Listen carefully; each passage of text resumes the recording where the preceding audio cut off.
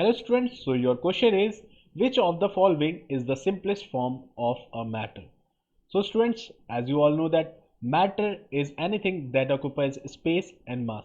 Okay students, so if we look at our first option, element, an element is the smallest form of matter which cannot be changed further by chemical or physical methods. They are the basic units of matter. For example students, O2 oxygen, H2 hydrogen and N2 nitrogen.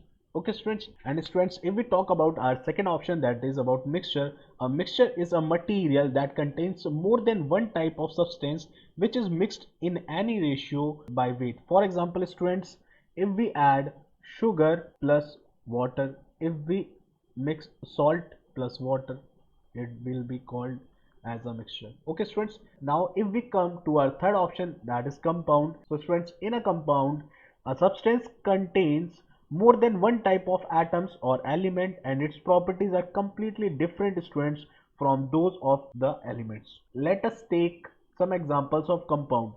So students, H2O, that is also known as water, is example of a compound, and carbon dioxide is also example of a compound. So students, our correct answer will be our option number first, element.